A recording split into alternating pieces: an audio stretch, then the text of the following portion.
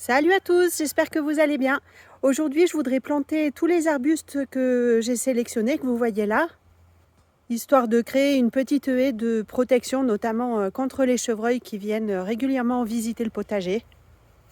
Alors, je vais laisser des passages quand même entre les lauriers palmes qui sont là, que j'avais plantés il y a déjà quelques années, et le hou que je vais mettre ici. Je laisse un espace d'environ 3 mètres. Et je mettrai éventuellement un filet à poules si j'ai besoin de clôturer un peu plus. Alors tous ces végétaux, c'est de la récup. Des petits plants que j'ai sortis de terre qui poussaient spontanément à droite à gauche. Ou alors des boutures ou des semis que j'avais fait. Donc ça, c'est un Caragana arborescens, un fixateur d'azote. Voilà, des lauriers cerises, des jeunes pousses qui se développent au pied de la haie principale. Ça, c'est une bouture d'Eleagnus. Alors, je ne sais plus si c'est le Amoroso ou le Fortunella, celui-là. Là, un chèvrefeuille arbustif, un Lonicera fragrantissima. Pareil, qui avait poussé tout seul, que j'ai récupéré dans le terrain. Tiens, celui-là aussi, il a un fraisier. Ça, c'est parce que, comme tous les pots de bouture et de jeunes plants sont entreposés ici, et qu'il y a des plants de fraises, quand ça fait des stolons, ça va coloniser les pots. Vous voyez, il y en a un peu partout.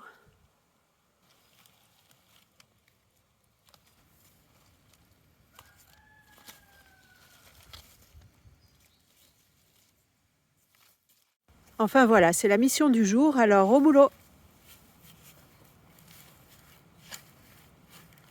En ce qui concerne la distance entre chaque arbuste, j'ai fait ça un peu à la louche. Il doit y avoir, je ne sais pas, entre 70 et 80 cm. Et j'ai mixé les espèces pour que à chaque fois les caducs soient intercalés avec les persistants.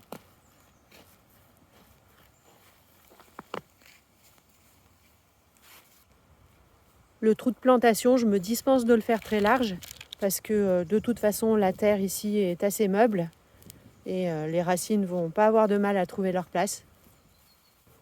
Ensuite, pour reboucher, ma méthode c'est toujours la même. En fait, je récupère les mottes d'herbe que j'ai retirées et je les positionne au fond du trou, à l'envers. Comme ça, elles vont se dégrader. Et puis, je recouvre avec la terre débarrassée des racines. Normalement, ça limite quand même pas mal la repousse de l'herbe. Alors, je vais quand même compléter par un paillage de broyat. Je vous montrerai ça après.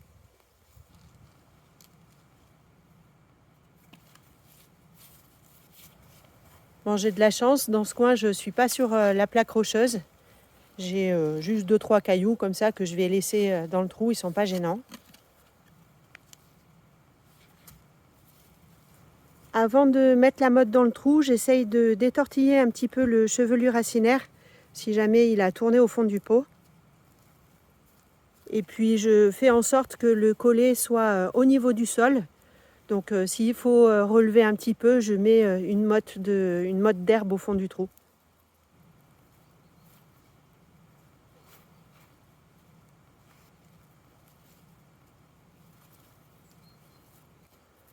Ensuite, quand je rebouche le trou, j'essaye de ménager une petite cuvette au pied avec la terre, histoire que ça fasse une petite retenue d'eau quand il pleut.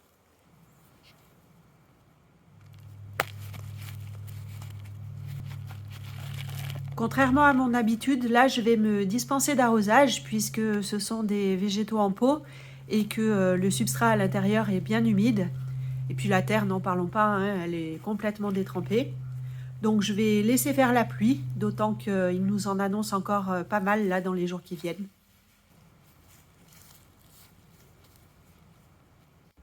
Le broyat que j'utilise aujourd'hui, c'est essentiellement du laurier cerise. Les 2-3 plants qui sont là et que je viens de tailler justement.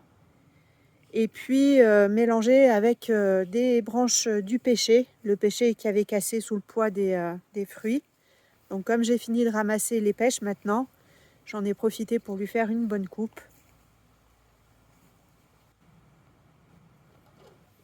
Voilà, alors en plus de son rôle protecteur, normalement à terme cette petite haie devrait pouvoir m'apporter pas mal de biomasse avec les tailles successives.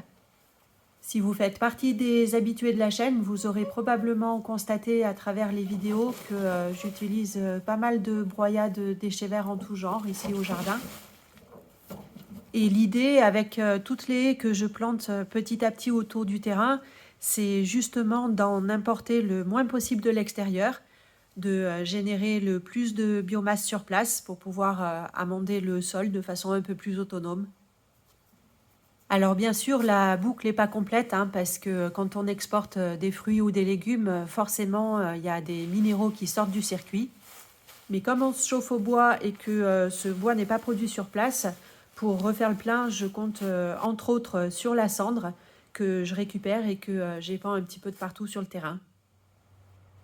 Et puis si on veut, il y a aussi moyen de récupérer de la fertilité par le recyclage de nos urines et le compost de toilettes sèches. Mais ça, c'est un autre sujet que j'aborderai pas aujourd'hui.